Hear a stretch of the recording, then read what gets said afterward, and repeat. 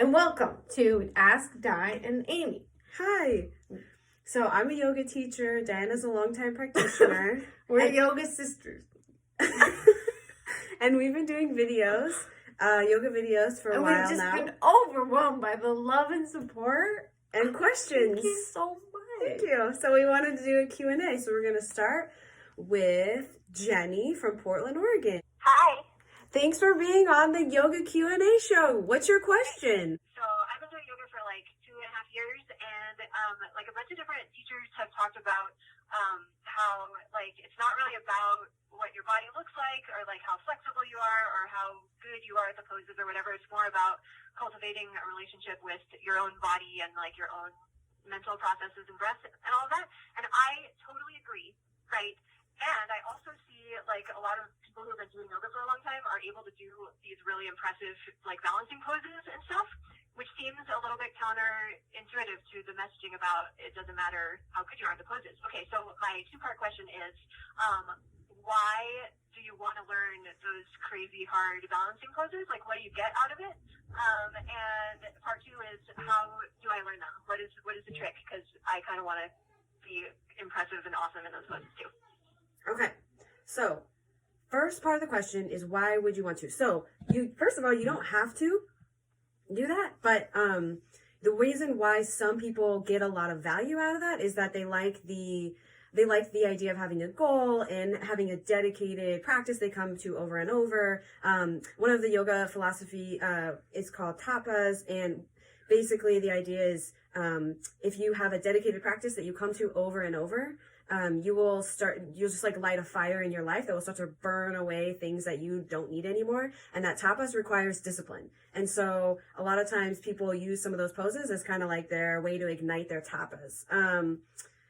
But if you want to, but it's totally not necessary. And most classes, they won't get into that kind of stuff. If you do want to get into that, I highly recommend either I would recommend doing a workshop on, like, they'll have an inversions workshop or an arm balancing workshop. I would recommend that would be the safest way. It's probably also like the most expensive way. So you could also try to do it at home with like YouTube videos, but that's a little bit less safe.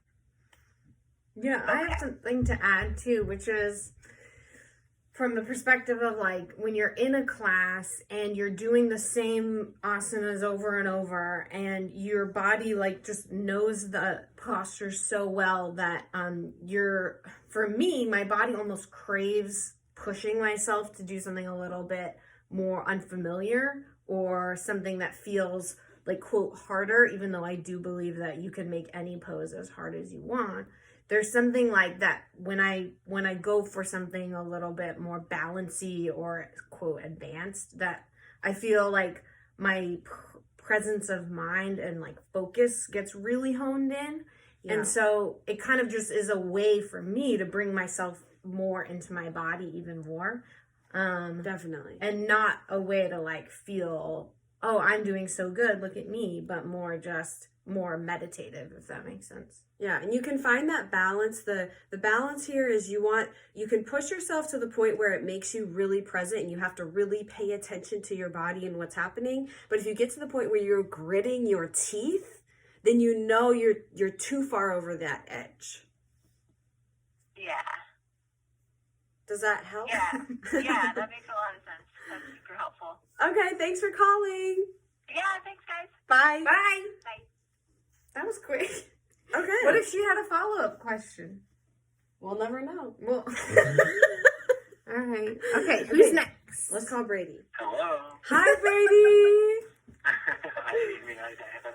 Thank you so much for calling into our yoga Q&A. What's your question? You're welcome. Let's see. I have a lot all the time.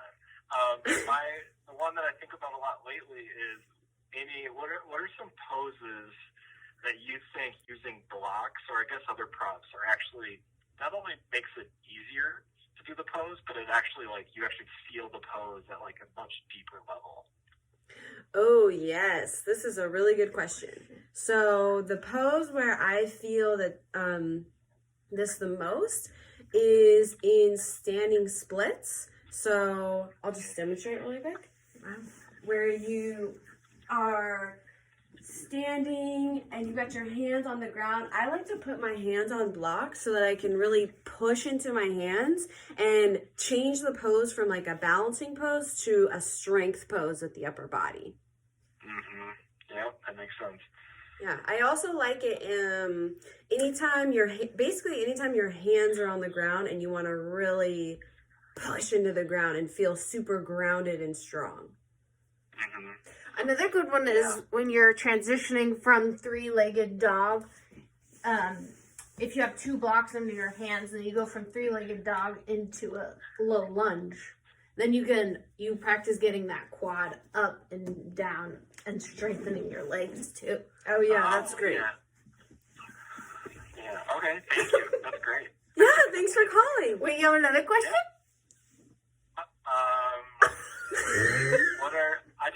I have another one. Oh, okay. What are your favorite like back opening or back opener or strengthener poses? Ooh, good one. Like I mean locust is always a good one I find, but what other ones do you feel like are underrated or not thought about enough? Yeah, I would say definitely go for baby cobra instead of the up dog when you're doing vinyasas. Which is something most people kind of skip out on. Yeah, they want to do that. They want to go chaturanga, up dog, down dog. I say go to the ground on your belly, cobra, forehead down, and then back to downward facing dog. I think also that standing baby back bend is really good where you squeeze the shoulder blades. Just really emphasize squeezing the shoulder blades behind the back. And then also, anytime you have the hands on the ground, you're going to be bearing weight in your back and strengthening your back. Oh, that's good. I didn't realize that. So like simple twists, so where you're in a low lunge and then you lift one arm up, that is strengthening your back too as well, especially if you really lean into that base stabilizing hand and open up the heart, you're going to feel that in the back. Twists are also really, really good for the back. There's a lot of strength happening there, a lot of flexing.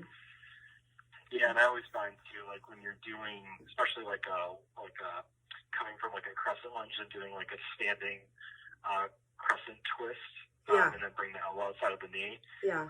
Like when you reach the spine long is when you feel it in the back even more. I think sometimes people like just go to the twist really quickly. Yeah, you're right. Reach the spine first. Okay. I do have one more question.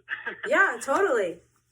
Okay, what is the rule in bridge pose? Do you engage the glutes or do you not engage the glutes, or doesn't it matter? Squeeze them. Squeeze them? I say go for it. It's highly debated. It's debated, but I think that your body wants to squeeze those glutes, and unless it's hurting your back, I say go for it. Do what your body tells you. Yeah. Okay. Cool. I've heard that one has been always kind of like a debated mystery to me. Totally. I think have you ever tried to do like bridge or wheel without doing it's so hard? Yeah. I also don't feel like I feel the benefit. I mean, I feel like the glutes are kind of one of the biggest things that you benefit from that pose. Right. I know there are other things too, but yeah, it's like one of my favorite poses in general, especially lately. Yeah, totally. Cool, thank you. Yeah, thanks so much for calling. Thanks, Brady. Yeah, you're welcome. Bye.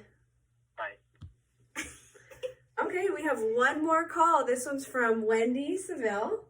Oh, Hi, Wendy. hi, Wendy. Do you have a yoga question for us? I do. I have a yoga question. Oh, great. Tell us. Can I do yoga with my dog the way they do with the goats?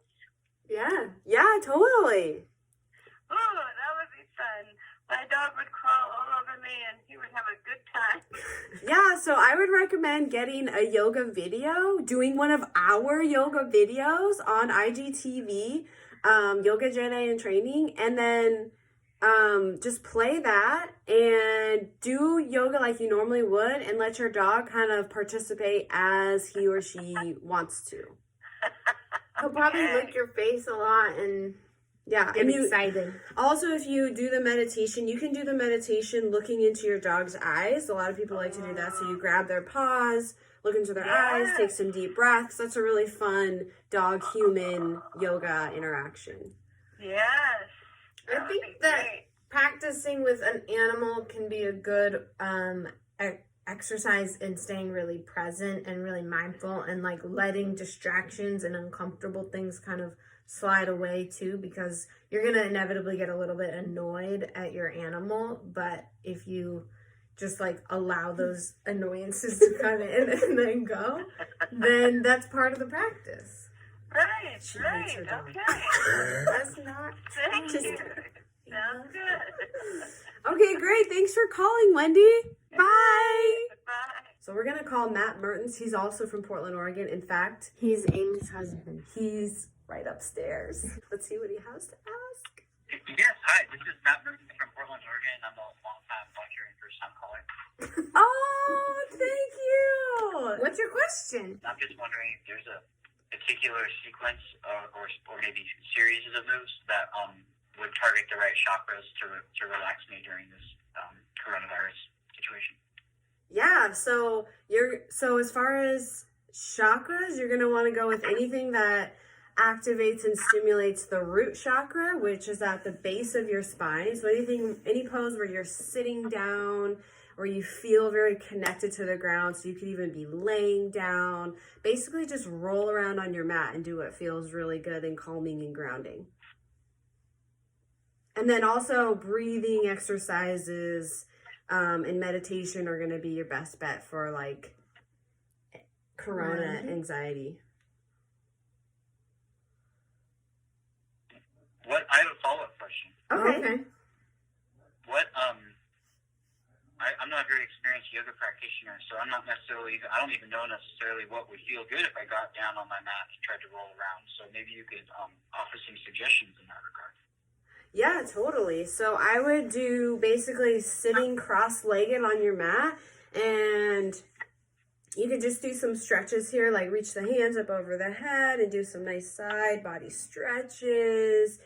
Maybe some twisting, taking the right hand, grabbing the left knee and twisting around, and then going the other way. And you just want to match breath to movement with that. So inhale, arms up, exhale, side body stretch, inhale, arms up, exhale, twist. That would be a really simple way to get started. Another really nice one is child's pose, because you can have your forehead on the ground and your hips sunken down, and you kind of got your arms draping around your face like a curtain. Yeah, or you can just do some cat-cow poses, which is where you're on all fours and you're basically like tilting your pelvis up and down. We can I like the sound of that. Drop the belly for cow, and then pull the belly up for cat. And you can watch the video when it comes out. Those are some nice, really grounding, calming Then you feel your pelvis. poses. Well, thank you so much. I feel like that really answers my anxiety-related yoga question. Okay, great. Thanks for calling in. This has been such a pleasure to talk to two of you in real life. Oh, thank you. Bye. Bye. Thank you Thanks so much much. to our listeners. Yeah. And keep watching every week. And if you have a question, you can shoot us an email at amyandIyoga@gmail.com. Or just send it to us. Just slide into our DMs on Instagram. That's easier. Because that email address you just said, that doesn't exist. Not yet. Bye. Bye. Squeeze them. Squeeze them. Squeeze them. Go for it.